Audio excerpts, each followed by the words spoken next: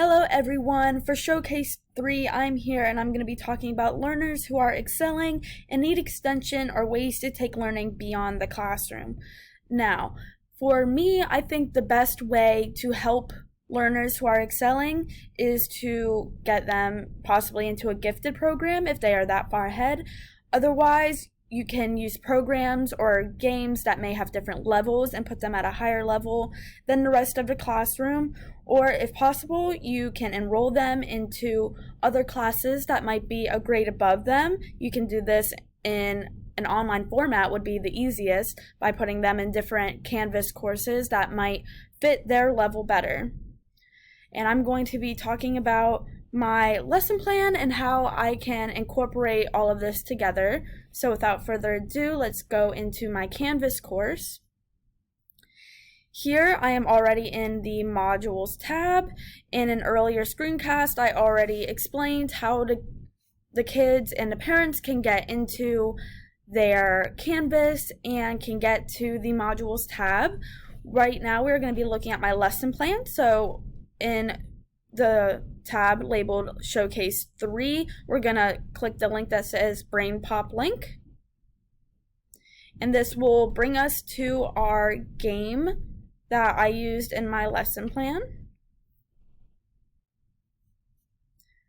This was an added type thing. This wasn't the exact lesson plan, but this has been working very well, and I love using this for kids, and I think this specifically will work great for kids who are excelling. Online platforms and blended learning can be used in independent and group settings. You can have students work together on an online project, or they can be given the option to do it by themselves.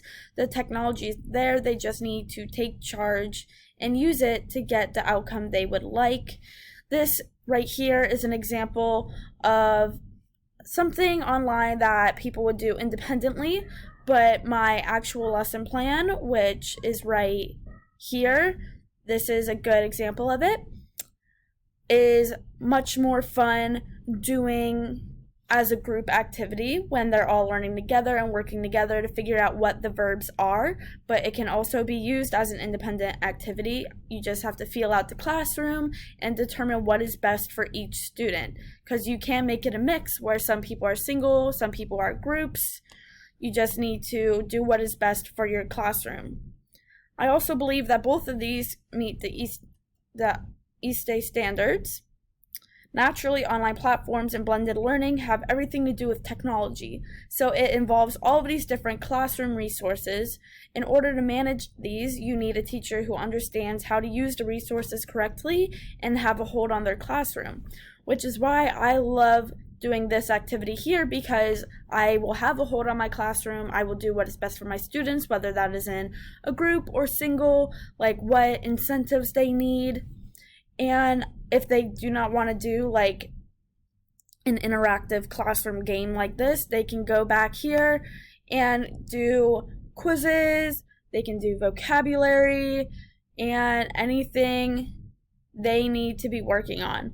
What I focused on mostly is the game called Sortify. It is a great game to practice verbs and differentiating them from other types of words like adjectives, adverbs, nouns, all that good stuff.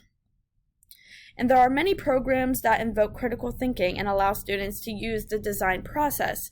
I feel like that is very evident in this website, because look at all the options we have here that can get their brains thinking.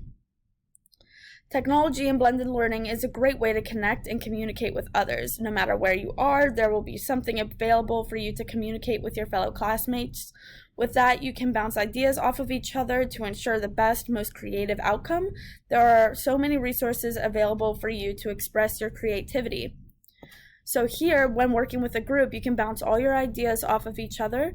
Or if I decided to do something with verbs or any other thing we're learning in class, I can easily go to my Canvas and create a discussion board where everyone can communicate with each other online, which is great for right now with our online learning and everything going on with COVID. And they also have the inbox here to where they can email their peers and email me as a teacher if they need help.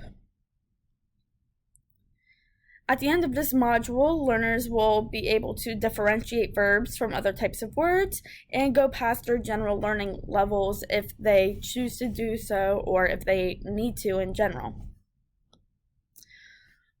For my LMS, I've been using Canvas, and the only other resources I've been using has been this verbs website and this game that I found, but that is an in-class game, so you don't really need technology to do it. But in this PowerPoint, which was for Showcase 1, I did come up with a online version of the game to use. I will engage my students during this lesson by offering prizes and providing more fun activities rather than standard assessments like quizzes and tests. Although they are important and they will be incorporated into my class, I feel like the whole class shouldn't be focused on that. I rather do these games and these projects and have the kids work with each other to learn rather than just be tested like you normally would.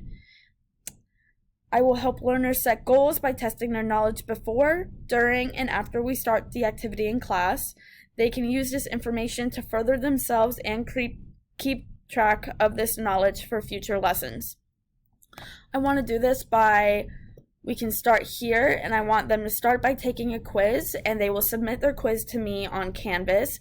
I want to see what their general knowledge is of verbs, what they are, examples of them, and differentiating them from other words. I find that very important to get a grasp of where they are before we begin. And during this will be where I bring in this activity because it is done in the classroom and I can visually see who is actively participating, who's doing well, who is struggling. It's all before me. I just need to pay attention and take notes and see what I need to do. And then I assign my homework, which will be these games and vocabulary so they can work and progress, and I will keep track of that. And I will usually finish with some type of project or a standard test on verbs to get a final assessment of what they learned and how they are doing. I will clearly state the expectations before starting the lesson. This will set a clear goal for them made by me to achieve. So I want them to know what they need to do well in this class, what they need to do to learn this lesson. And I can't just expect them to understand that right away, so I need to facilitate and tell them what it is so they know what they are working for and aren't going in blind. Students need to review what a verb is and learn how to differentiate verbs from other types of words. This will extend their learning when it comes to reading and writing skills. It is also imperative to have a basic foundation of grammar knowledge. That is the main reason why I'm doing this. You use verbs in your everyday life. You're going to use it when you are writing big papers in the future, and you're going to notice them when you are reading books, and to completely understand what they are and what their purpose is will help you do well in all these areas. And that is the goal, is to push you to your full expectation.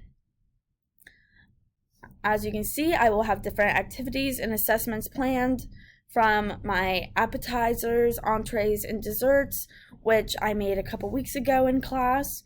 Some of the assessments are both online and on paper. Some are quizzes and some are games. Some are individual projects, and some you get to work on in a group. I think it's very important to have a variety because not everyone learns the same way. And I will use online and paper resources so each student can use what is best for them. I have multiple websites and ideas planned out for both forms. I will also use things like Canvas and Google Classroom to allow students to communicate with each other, communicate with me, and turn in their work. My main website to use has been Canvas. I have 2 modules from the educational technology class that I've made already, and it is very easy for me to figure out how to use it. And I onto it pretty quickly when I started Canvas, and I already made a tutorial, so I find that kids will be able to figure out how to use it easily also. Most of the resources I am using will track their learning progress for me. Otherwise, I can have them send in their work through Canvas and track their learning that way. I will probably have different checkpoints in place, like they should be here at this time and progress to this at that time. These checkpoints can be slightly altered based on the child's learning pace. So if in this case it is a student who is excelling, their checkpoints might come earlier than other people's, or I can expect them to have more done at that checkpoint than other students. I can also make the checkpoints further away or less for students who may be struggling. I would say that most of these assessments are formative, and the website and game provides immediate feedback in my discussed lesson plan. The website does not tell them what is wrong, but will not stop until everything is right. The game gives immediate feedback by giving them the red or green light. I will then tell them why their answer was wrong or right. So what I mean by that is in this game, so you sort everything, and at the end, if there are some wrong, it doesn't tell you what is wrong, it just notifies you that there is something wrong. So you have to go in and learn for yourself what you did wrong and what you have to do to fix it. Otherwise, it's not going to give you your full score. So it definitely makes critical thinking evident. It's really hard, but also I myself have learned so much from this game, so I feel like the kids will really benefit from it. And with this game, when they choose a verb that's right, I want to shine a green light, so that will notify them immediately whether it was right or wrong. And if it's a red light, then that means that it wasn't a verb that they chose, and I will tell them right away why it is not a verb. So that game provides immediate feedback. And I will use the resources I've listed in my 9 Square program. This includes multiple technological sources along with a few worksheets and games to do in groups. I will help learners track their learning or progress by having them submit their work to me and keep an eye around the classroom.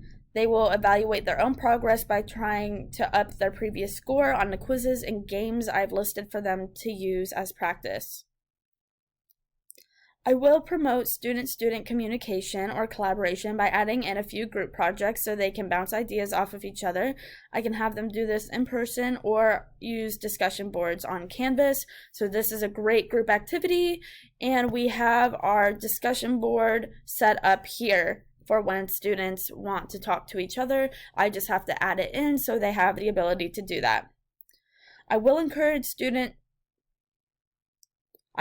student-teacher communication by making sure they know and feel comfortable with talking to me. This can be done through Q&A discussion boards because it's easier when it's not face-to-face sometimes, Zoom calls because we are doing online learning, or giving them my emails so they always have a way to speak with me if they do not feel comfortable talking to me in person. But ultimately, I want to create a caring and calm, helpful environment so that they do feel comfortable coming up to me in person.